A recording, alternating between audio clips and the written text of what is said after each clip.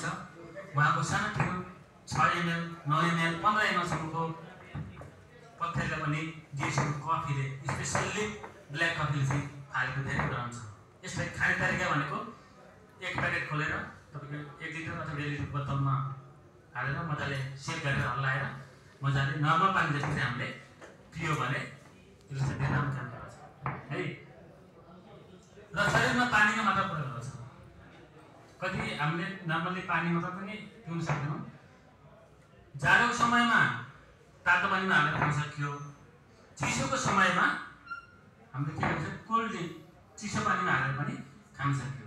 जब चिसो पानीमा हालेर खाइन्छ त्यसको छुट्टै किसिमको आनन्द एउटा रिफ्रेसमेन्ट दिएर एनर्जी दिने काम गर्छ है। क्यान्सरको रोगीको लागि पनि आरामदायी काम गर्छ। तपाईले याद गर्नु होला जो व्यक्तिले क्यान्सर छ डाक्टरले चिया कफी नखाने भन्छ। याद छ नि? खान मना गर्छ किनभने त्यहाँ क्याफिन छ धन असर गर्छ। डिएक्सनको कफीमा के छ क्याफिन छैन ज्ञानोदरमा छ त्यो भएको हुनाले खान मिल्छ खान सकिन्छ त्यसको लागि राम्रो गर्छ। अब बाहिरको जुसहरू त जुस त्यसमा अब म्याङ्गो होला हैन ओरेन्ज होला त्यति त्यो एउटा जुस निकाल्नको लागि फलबाट कति म्याङ्गो चाहिन्छ होला? धेरै चाहिन्छ। र त्यो निकाल्यो भने कति पर्छ? जस्तो फ्रेस जुस भनेर हामीले खान जान्छौँ नर्मली पनि 10-15 ग्राम पर्छ एक ग्लास। र त्यो जुसहरू हामी कति पाउँछौँ? 2 ग्राममा पाउँछौँ। डेढ 2 ग्राममा पाउँछौँ। के त्यो एप्पलले हालेको हो अथवा म्याङ्गो नै हालेको हो? केमिकल हालेको त्यसको टेस्ट मिलाएको है फ्लेभर हालेको त्यो भएर त्यस्तो चिजहरू हामीले खान छोड्नु पर्छ। फलफुलको रसमा चिनी र क्यालोरीहरू बढी केन्द्रित हुँदा मोटोपन र अनुपयुक्त वजन बढ्न सक्छ। अत्याधिक तौल बढ्न उच्च रक्तचाप र मधुमेहपछि पनि जीवनमा अन्य नकारात्मक स्वास्थ्य समस्याहरू आउन सक्छ। पाइन जुस भयो मोरन्जाइन भयो लगायत धेरै किसिमका जुसहरू छन् हामीसँग। प्रभावकारी एन्टिअक्सिडेन्ट तनाव कम गर्ने एन्टी एजिङ समर्थक। हामी चाहिँ यो जुस पिउँदै गर्दाखेरि एन्टी एजिङ भनेको कस्तो भने अघि मैले भनिसकेँ नि हाम्रो होल बडीलाई काम गर्छ यसले।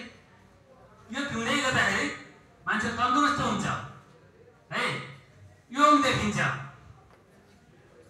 प्राकृतिक प्रतिरक्षा प्रणालीलाई बलियो बनाउँछ। पाचन प्रणाली सुधार गर्छ। हामी प्राकृतिक रूपमा जति स्वस्थ हुनुपर्ने हो त्यस्तै बनाइराखेको काम डिएक्सनको जुस पिउँदै गर्दाखेरि हुन्छ। र प्राकृतिक प्रतिरक्षा भनेको हाम्रो शरीरमा प्राकृतिक रूपमा जति एनर्जी आउनुपर्ने हो त्यसलाई चाहिँ मजबुत बनाएर राख्छ। हाम्रो शरीरमा भिटामिन सी म्याग्नेसियम खनिज भिटामिन ई पोटासियम यो जुसले पुरा गर्छ। मधुमेह भएको व्यक्तिहरूले प्रयोग गर्दा लाभदायक हुन्छ। आँखालाई स्वस्थ राख्न ठुलो मद्दत गर्छ। सेल्सहरूलाई मर्नबाट जोगाउँछ। शरीरको प्रतिरक्षा प्रणालीलाई दह्रो बनाउँछ। प्राणघातक रोगबाट बचाउँछ। छालालाई चम्किलो बनाउन सपोर्ट गर्छ। चोटपटक लागेका व्यक्तिहरूले दैनिक पिउने गरेमा चाँडो घाउ निको हुन्छ। थकान मेटाउन सपोर्ट गर्ने हुँदा लामो समयसम्म काम गर्ने व्यक्तिले पेय पदार्थ रूपमा लिन राम्रो हुन्छ। शरीरलाई फुर्ती प्रदान गर्ने भएको हुँदा खेलाडीहरूको लागि पनि अति उत्तम मानिएको छ। धेरै कुराहरू छ मैले थोरै मात्र यहाँ समेटेको छु।